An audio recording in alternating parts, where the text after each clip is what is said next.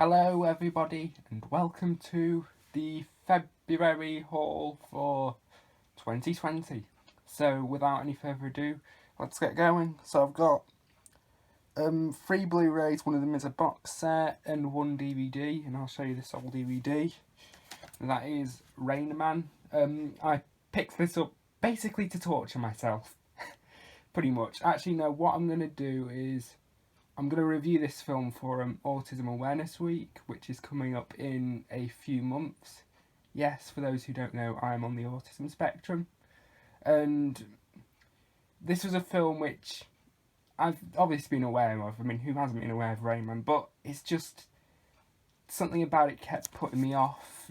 Probably because I know it's aged quite badly in the autism representation, and the fact that obviously it would hit like too close to home and so I mean, obviously I'm not a savant, but you know, it's just one of those things until recently when I finally plucked up the courage to watch it. Well, I haven't watched it yet, so I don't know what the hell I'm going to make of it. But I'm going to review it for Autism Awareness Week. And this is on DVD.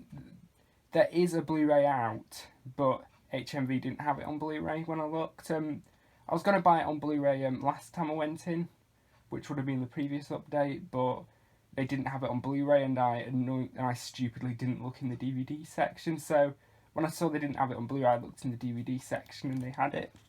And I did ask them if they had it on Blu-ray, but they didn't.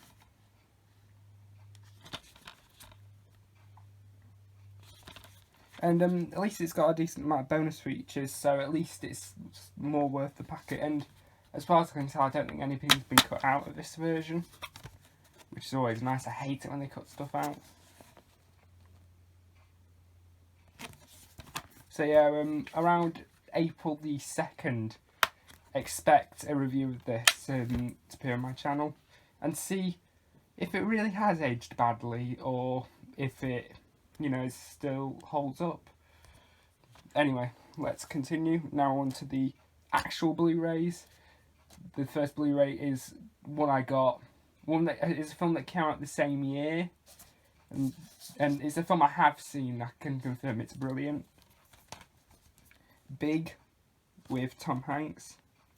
Absolute classic film. I've had this on VHS for some time, but I didn't. I was going to upgrade to Blu-ray for ages, but I never got around to it. And this is the uncut version. On the video version, which is a PG, they cut out the sole use of the word fuck from that version, but they left fuck intact in this version. And also, this is something cool. I learnt this literally like an hour or so after I bought it, is that it has an extended version as well as the theatrical cut.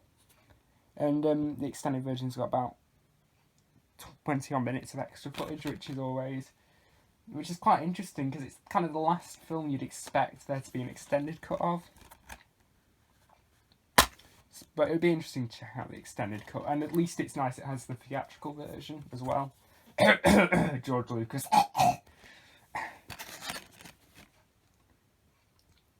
Here's the disc.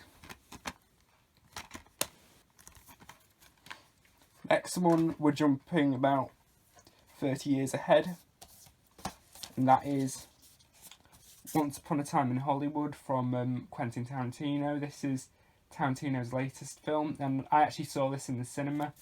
Yeah, it's a good film. I'm not sure how well it's aged since I saw it in the cinema, because obviously I only got these yesterday, so I can't honestly judge at the moment. But obviously it's like nowhere near as good as something like Reservoir Dogs, Pulp Fiction, Inglourious Basterds and so on. You know, but I still really enjoyed it. And actually, unlike something like Hateful Eight, this one actually has a decent selection of extras, which is always nice. Although apparently the extras, from what it says on the back, they are Blu-ray exclusive, so if you buy this on DVD, you're basically going to get nothing. As a slipcover on it, which, you know me, I don't really like slipcovers. I mean, I keep them in a lot of cases. Sometimes I've thrown slipcovers out, but in most cases I just keep them just because I'm a bit of a nut like that. I just like to have them. But stupidly, the only thing that's different is the colour of the spine. So you get a choice between either red or shitty colour, so like puke green or something. And yes, the covers are identical.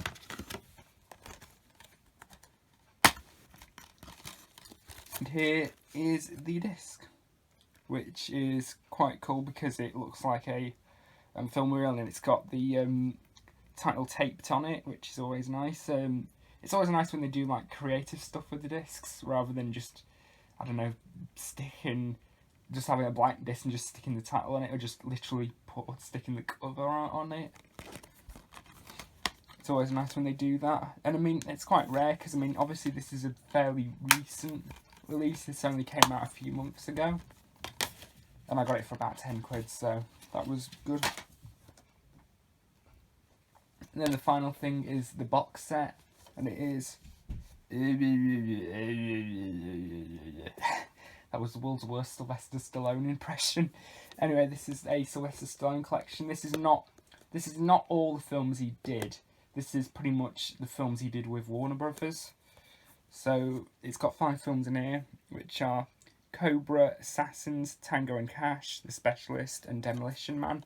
Out of all of these, the only one I've seen is Demolition Man. Demolition Man was really good.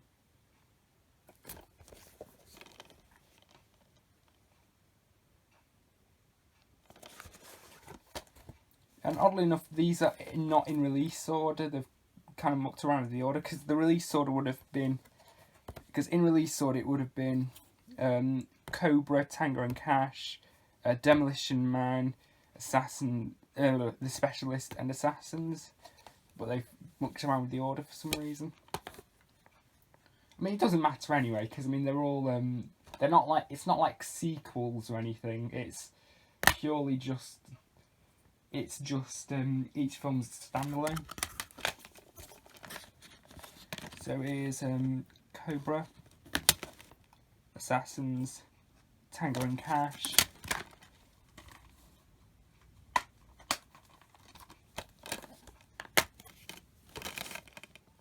The Specialist, and Demolition Man. I've not seen that many Sylvester Stallone films. I've seen Demolition Man. I've seen all the Rocky films, and I've seen all the what are they called? The Expendables films as well. And I think I've probably seen more, but I don't remember.